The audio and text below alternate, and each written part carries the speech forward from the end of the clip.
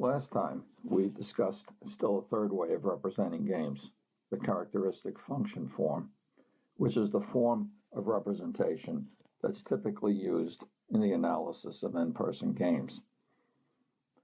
Like both the extensive and the strategic forms of representation, the characteristic function summarizes the various outcomes of the game, which in the case of an in-person game is the value assigned to every feasible coalition. However, the characteristic function doesn't specify which coalition will actually form and how the value of the winning coalition will be distributed among its members. In the context of an in-person cooperative game, the answer to these two questions constitutes a game's solution. There are a large number of proposed solution concepts to an in-person cooperative game, but two stand out, the core and the von Neumann-Morgenstern V solution. Both of these solution concepts rest on the idea of an imputation. To illustrate, let X sub I equal the payoff to player I. Then the total sum of payments to the n players is the vector X. Duncan Luce and Howard Rafa, two giants of the field, state that the task of in-person game theory is to specify which of the payoff vectors in a game may arise in an equilibrium state. That is to say, that the theory should take the form of a series of defensible restrictions on the set of all x's, that is, on the set of all imputations.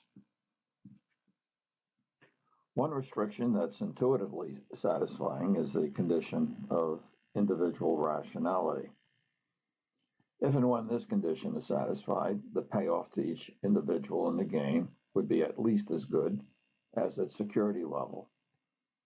It's difficult to imagine that any player would settle for less. A second defensible restriction is that of group rationality or Pareto optimality. Again, it's difficult to imagine that any winning coalition would settle for anything less than the value of the game.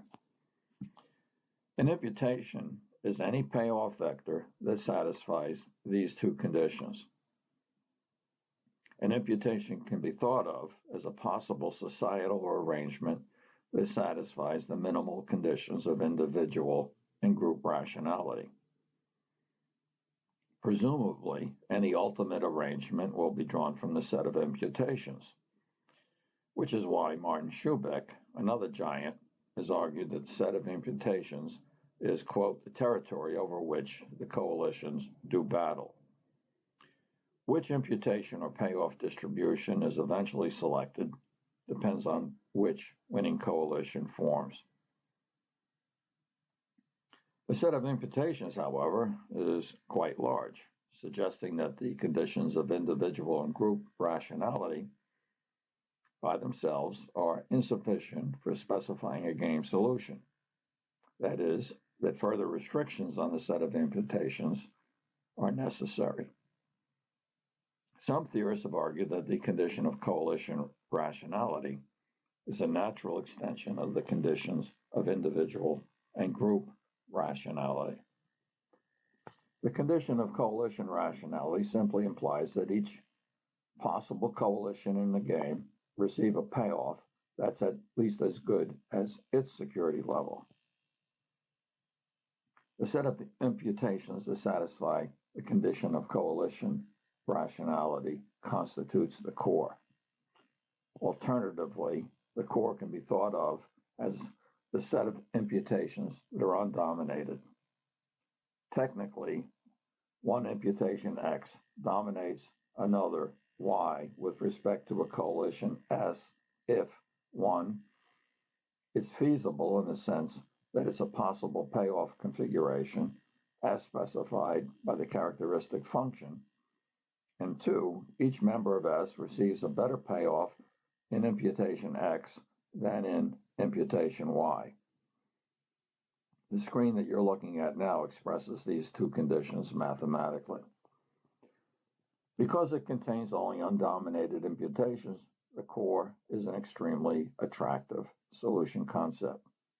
since no individual or group both has an opportunity or an incentive to overturn a societal arrangement if the imputation arrived at is in the core. In other words, given the strategic structure of the game, the demands of every player and every coalition can be satisfied. Imputations in the core, then, are extremely stable. Attractive as it may be, the core has one major deficiency.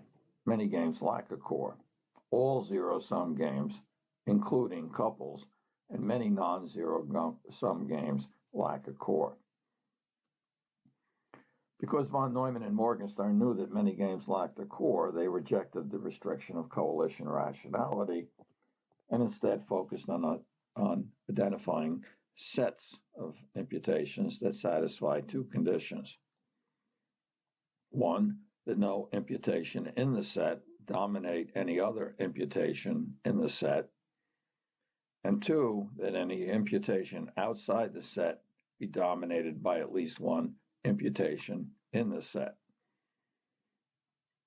They termed any imputation that satisfied these two conditions a V-solution, which they thought of as a standard of behavior that operated on a segment of society. Like the core, von Neumann and Morgenstern's V-solution has some attractive features. First, since no imputation in a V-solution dominates another, each set of imputations in a V-solution is free from inner contradictions. And since at least one imputation in the set dominates every imputation outside the set, no imputation outside the set can upset it by offering a better arrangement or societal standard. Unfortunately, like the core, the V-solution suffers from several significant pathologies. For one thing, V-solutions are not necessarily unique. In fact, most games have many V-solutions, and some games even have an infinity of V-solutions. Worse still, it's even possible for every imputation to be in some V-solution. Couples is but one example. And conversely, some games don't have a V-solution. To summarize, neither the core nor von Neumann and Morgenstern's V-solution takes us very, very far towards a solution for in-person cooperative games. The problem with both of these solution concepts is somewhat analogous to the problem posed by the existence of multiple non-equivalent and non-interchangeable equilibria in non-cooperative game theory. My takeaway from all of this is that the assumption of either individual or coalition or group rationality can take you only so far. And to fully understand actual behavior, we need to know more about the real-world context in which a game is being played. In other words, game theory is too important a methodology to be left to pure game theorists and mathematicians. It's only by supplementing game models with cultural, institutional, and environmental detail, among other things, that we'll be able to gain insight into the dynamics of real-world political behavior. Next time, I'll offer an example of how one prominent political scientist did this.